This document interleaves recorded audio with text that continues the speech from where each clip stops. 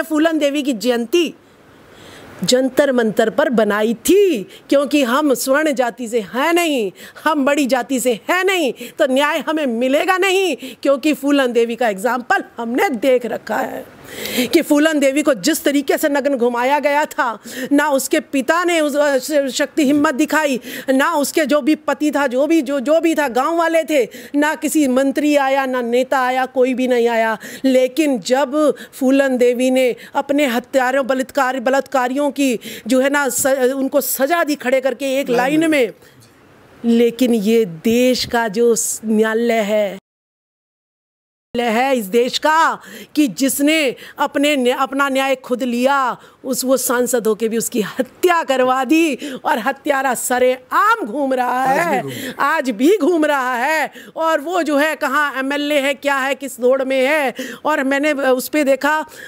जंतर मंतर पर पहलवान जिनको विदेश में भी लोग जान रहे हैं, वो अपनी एफआईआर नहीं करा पा रहे। बृजभूषण 6 बार से लगातार सांसद बन रहा है, हजारों लड़कियों के साथ छेड़खानी का उसके ऊपर आरोप है, इतनी धाराएं उस पर लगी हुई है, लेकिन फिर भी मोदी सरकार कहती है बेटी बचाओ। बेटी के भेड़िए तो लिए घूमते हैं साथ में, और बेटी कैसे बचाए। वो कह रहे हैं कि मेरे साथ भेड़िए हैं, आप अपने बेटियों को घर में छुपा के रखो, लेकिन उस घर में भी कहाँ छुपाएं कि मणिपुर में घर की महिलाओं को निकाल के और 3 महिलाओं को नग्न घुमाया गया। वो जो सिपाही देश की सेवा तो कर सकता है, लेकिन अपनी बीवी की सेवा नहीं कर सकता।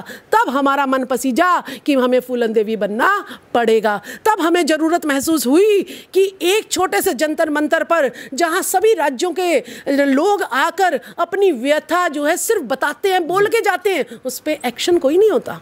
हमने राष्ट्रपति जी को कुछ दिन पहले, जब शशि कोंडली कांड हुआ था एलएनजेपी हॉस्पिटल का, हमने एक ज्ञापन दिया था, नो मोर रेप नाउ, कि हम परेशान हो गए हैं, रोज रोज कितने कांड आप लोग करवाओगे। बिल्किस बानो कांड हो गया, आपका जो है मनीषा वाल्मीकि, कितने कांड। और अब हम कांड नहीं बर्दाश्त कर सकते। हम अपनी बेटियों को क्यों पाल रहे हैं? इसलिए पाल रहे हैं कि आपके नेता आए, उनके जो है ना उनके कार्यकर्ता आए और हमारी बहन बेटियों को जो है गैंग रेप कर जाएं और उनको अच्छी तरीके से जैसे उनके मन में आए उनकी निर्मम हत्या कर दें। हम क्या इसीलिए पाल रहे हैं अपनी बेटियों को? तो मुझे ज़रूरत हुआ कि हम क्यों ना अपनी नारी शक्ति को खड़ा करें कि भाई बन जाओ झलकारी बाई, बन जाओ फूलन देवी, बन जाओ सावित्री बाई फूले। वो सावित्री बाई फूले का ज़माना था और वो ये आज का ज़माना है, जब हमारे सोशल नेटवर्क हमारे साथ खड़ा हुआ है। अगर हम आज भी नहीं जाग सकती तो वो ज़माना याद करो जब जो है विद्यालय खोलने पर गोबर कीचड़ और चरित्रहीनता के जो दाग सावित्री बाई फूले ने जो है सहे। फूलन देवी को डकैत कहा गया। वो डकैत जो नंगी घूम रही हैं, पैसा कमा रही हैं, उनको पद्मश्री, और जो अपने न्याय के लिए लड़ रही है उसको डकैत कहते हैं। एक ऐसे भारत न्यायालय, हमें इस पे विश्वास नहीं है। तो आप क्या कहना चाहती हैं कि अगर आपको संवैधानिक तरीके से न्याय नहीं मिले तो हथियार उठाने चाहिए? देखिए, संविधान भी कहता है कि अगर कोई आप पर हमला कर रहा है तो आप अपनी रक्षा करने का आपको अधिकार है। और गौतम बुद्ध ने भी ये कहा था कि टाइकांडो जो है कि अगर हम अपनी आत्मरक्षा ही नहीं करेंगे, कल को मुझे जानवर खा रहा है, परसों मुझे जानवर से कोई मुझे बचा लेगा, परसों कोई और खा रहा है, मुझे बचाने कब तक आते रहेंगे? मैं कोई अबला नहीं हूँ, मैं सबला नारी हूँ, ठीक है? तो यानी मेरे साथ कोई है नहीं, तो क्या मैं यानी मेरे को कोई रेप कर जाए, मेरे को कोई मार जाए? नहीं। मुझे भी अब ऐसे हालातों को देखकर आज मुझे भी सोचना पड़ेगा कि मुझे भी फूलन देवी बनना पड़ेगा। देखिए साथियों, राजबाला जी का जो कहना क्लियर है कि वो इतना परेशान हो चुके हैं पूरे देश के जो हालात हैं, और मैं भी समझता हूं कि जब संविधान से न्याय नहीं मिले तो आदमी अपना मजबूर होता है हथियार उठाने के लिए। यहाँ बहुत मतलब इतना वो मेहनत करती हैं कि मैं तो उनको सैल्यूट करता हूं हमेशा और देखता रहता हूं। आपने मरना तो है ही जी, मरना तो है ही एक दिन। रोज मैं जो है दूसरे के बिस्तरे पे जाके और फिर उनसे टॉर्चर, मानसिक रूप से टॉर्चर होके गुलामी सहन करके मरूं, इससे अच्छा तो मैं लड़के मर जाऊं, कम से कम फूलन देवी की तरह नाम तो हो जाएगा। जी जी जी। तो नाम ही जिंदा रहता है, उनके कर्म ही जिंदा रहते हैं। तो आज फूलन देवी मेरे लिए भगवान है कि मुझे सही दिशा दिखा के गई।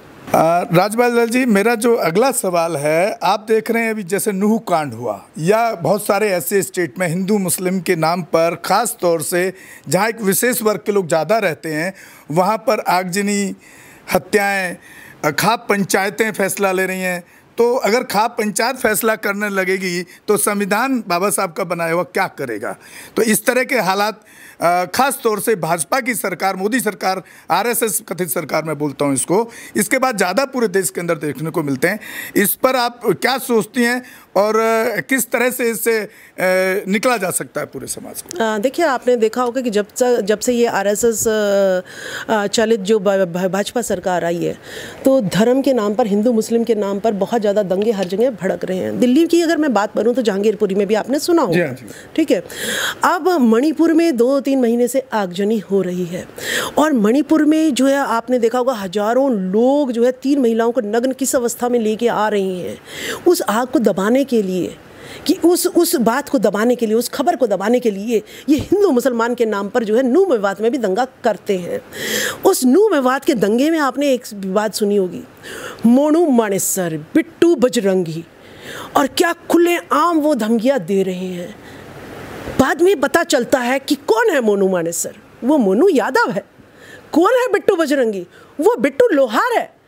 ये ओबीसी, ये तो ओबीसी समाज से आते हैं। ये तो ओबीसी समाज से आते हैं, लेकिन ये ओबीसी किसी मंदिर में पुजारी तो नहीं मिलता मेरे को। जो धर्म के ठेकेदार बने फिरे हैं वो तो, ये तो ओबीसी कहीं भी नहीं है मंदिर में पुजारी। गल्ले का मालिक, मंदिर के गल्ले का मालिक कहीं भी ओबीसी नहीं है। तो ये भाईचारे में लड़ाई करने के लिए सिर्फ ओबीसी का इस्तेमाल कर रहा है। ये दिमाग घूम गया हमारा। फिर उसके बाद आता है स्वामी प्रसाद मौर्य की बारी। स्वामी प्रसाद मौर्य पे अरुण सैनी जूता फेंक के मारता है। यानी भाजपा वालों, आरएसएस वालों, तुम में मर्दानगी नहीं है। तुम चेहरा अपना पीछे छुपा के रखते हो और आगे SC ST OBC माइनॉरिटी को लड़वाते हो, इस्तेमाल करते हैं धर्म के नाम पर, हिंदू धर्म के नाम पर। लेकिन आपको मैं बता दूं, भारत के संविधान में लिखा है इंडिया दैट इज भारत। यह हिंदुस्तान कहां से आया? अगर प्रधानमंत्री हिंदुस्तान बोल रहे हैं तो इसका मतलब वो असंवैधानिक भाषा का इस्तेमाल कर रहे हैं। वो जनता में जबरदस्ती हिंदुस्तान हिंदुस्तान हिंदुस्तान घुसाने की कोशिश कर रहे हैं। आप धर्म का नाम लेते हो, जैसे ही इस देश के बंटवारे हो जाते हैं, हिंदू मुस्लिम ईसाई और बुद्धिस्ट क्रिश्चियन। लेकिन मैं अपने भारत के टुकड़े और नहीं होने दूंगी। ये सम्राट अशोक का काल था जब ये अखंड भारत था, सोने की चिड़िया था। आज तुम इतने हजार सालों से राज कर रहे हो। क्यों मुगल आ गए आपके राज में?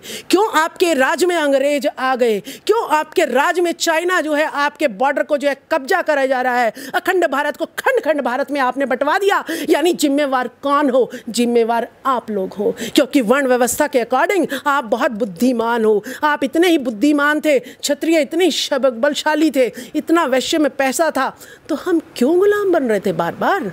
क्यों यहाँ पर जो है गरीबी इतनी आ रही है? क्यों जो है बेरोजगारी इतनी छाई हुई है?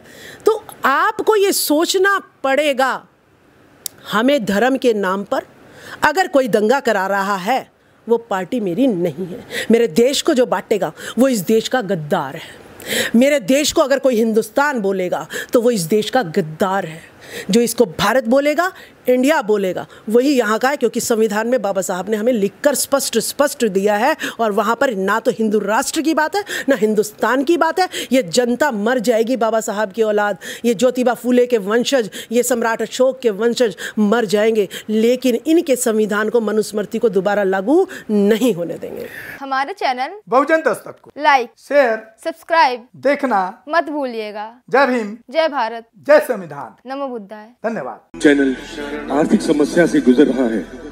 अगर आप बहुजन समाज में बाबा साहेब अम्बेडकर और तथागत बुद्ध की विचारधारा को अधिक से अधिक लोगों तक पहुंचाना चाहते हैं तो हमें आर्थिक सहयोग प्रदान करें, ताकि हम अपने चैनल के माध्यम से देश विदेश में समता, बंधुता, एकता और संवैधानिक अधिकारों को ज्यादा से ज्यादा लोगों तक पहुंचा सकें। आप अपनी सहायता राशि नीचे लिखे खाते में जमा करा सकते हैं। खाता धारक गौतम रत्न, खाता संख्या 316957686551, IFSC कोड SBIN 0060336, बैंक भारतीय स्टेट बैंक। आप हमारे बैंक खाते का विवरण स्क्रीन पर भी देख सकते हैं। जय भीम, जय भीम। मैं गौतम रत्ना आपका बहुजन फिल्म प्रोडक्शन में स्वागत करता हूं और आप हमारे प्रोडक्शन हाउस के अंदर अपना कैरियर बना सकते हैं as a film director, as a producer and actor and actress and editor and cinematographer also. अगर आपको फिल्म से रिलेटेड कुछ भी प्रोजेक्ट आपको बनवाना है तो हमारे पास में पूरा सेटअप है, जिसमें फिल्म कैमरा है, शूटिंग लाइट्स है और एडिटिंग है। सारा A to Z एक ही जगह पर आपको हमारे यहाँ पर मिल जाएगा। तो दोस्तों आप हमें कांटेक्ट कर सकते हैं हमारे नंबर्स पर 9810085714 और 8510005714। हमारे वेबसाइट भी विजिट कर सकते हैं www.filmserviceindia.com और हमें मेल भी कर सकते हैं gautamfilmsproduction@gmail.com पर। धन्यवाद।